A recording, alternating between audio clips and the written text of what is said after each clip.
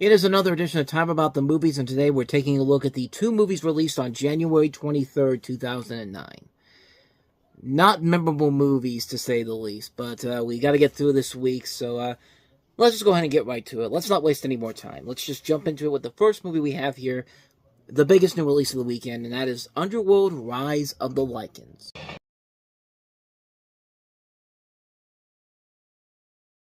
This is Underworld: Rise of the Lycans. This is actually a prequel to the Underworld series, even though it's also considered the third installment of the series. Kate Beckinsale is in the movie, but at the very end of the movie. Like, she appears very briefly. You can almost make the argument that they took that from one of the other two movies, but this is focusing primarily on the origins of the characters and the events that lead up to the Vampire Lycan War. As I've said with the other Underworld movies, I'm not the biggest fan of these movies per se. I thought the first two were just meh, and this one really wasn't doing itself any favors either, but I mean, you got Bill Nighy in here, and Bill Nighy will usually turn in a good performance regardless of what the film is that he's in. Michael Sheen is also in here too.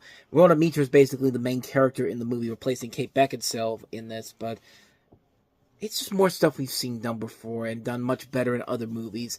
I don't know. I just never really got into these Underworld movies per se. I like them better than the Resident Evil films, but never to the point where I would say that any of them are really all that good. I think this one was just kind of them pushing their luck and seeing if they could do this without Kate Beckinsale, and it is what it is. I mean, if you got to go into it knowing what it is. If you don't, then you're not going to like it that much. I knew what it was going into it, and I was just kind of like, whatever.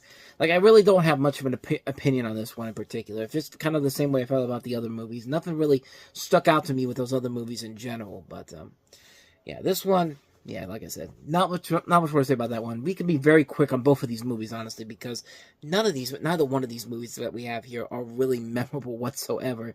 Case in point, the second and last film we have here, and that's Brendan Fraser leading a cast that includes Helen Mirren in Inkheart.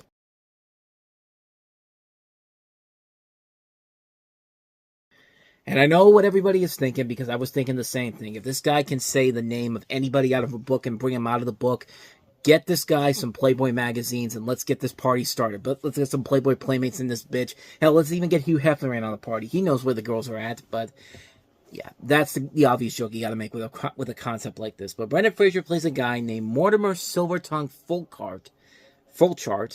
It's a weird last name. Fulchart has the special talent to bring characters out of books. One night, he brings out three characters from Inkheart, a story set in medieval times and filled with magical beings: Capricorn, played by Andy Serkis, and Basta, played by Jamie Foreman, and two villains, and Dustfinger, played by Paul Bettany, a fire eater. Now, 10 years later, Meggie, played by Eliza Bennett, discovers the truth, and it's up to her to escape Capricorn's evil grasp.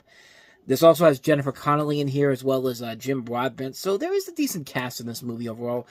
The premise, joking aside, is actually kind of intriguing. This is based off of a book of the same name by Cornella Funke, and written by David Lindsay Aberry, who has actually written some notable stuff. But yeah, it's an interesting idea, just not a very good, well-executed movie. This is a type of film that, it's trying to be something like the next Lord of the Rings or Harry Potter. Take a beloved, popular young adult book and turn it into the next movie. And with a better director, I think this movie, and a better script overall, I think this could have been really, really good. There's too good of a cast in this movie, a too talented cast in this film to not make this intriguing, and it just doesn't come together overall. Like, there's so many good ideas that you have here, and just the script overall falls into predictable territory we have seen done to death before so many times before in the past. And it really gets old really fast. I mean, this thing gets really old really fast. The cliches are there. None of these characters are really likable, and it just doesn't have a motivation to do something unique and different with it. And like I said, a better director and a better scriptwriter could come in and probably make this movie a whole lot better than it actually is, but it's just not there. It's just not there in this movie. And it's a bummer, because there is a good idea in here, just not good execution overall, so yeah, another mixed opinion, this time for Inkheart. Should have been so much better, but it just isn't. And so with that said, we're going to wrap up another edition of Time About the Movies, and the next time we meet, we'll wrap January up, the first month of 2009, with three movies, none bigger than Liam Neeson starring in Taken, which went on to become a big surprise hit, and a really good movie in the process. A rare, good January movie. I mean, back then it was a rare, good January movie. Remember, January was always the dumping month. But we also have The Uninvited, which stars Elizabeth Banks among its cast, and Renee Zellweger in the romantic comedy New in Town. The PG-rated romantic comedy, because clearly the last PG-rated romantic comedy that we looked at means that we gotta have more of them, right? I don't know. This one is a little bit better, but not by that much. But we'll take a look at those 3 movies coming up tomorrow on the show, so definitely be on the lookout for that. But in the meantime, if you like what you saw and you want to see more episodes like this, please go ahead and hit that playlist on the next page. Check out the previous episode. See, I did it again. I'm so used to just pointing down below, but yeah, if you want to watch it, there it is over there. There it is over there. But then you can go hit the like, subscribe, notification button, and the bell. That's where you get the updates. We do post new videos here every day. Again, I've lost my train of thought here for a second. But with all that said, thank you so much for watching, and I'll see you guys next time. Till then, thanks for watching. I'll see you next time. Take care.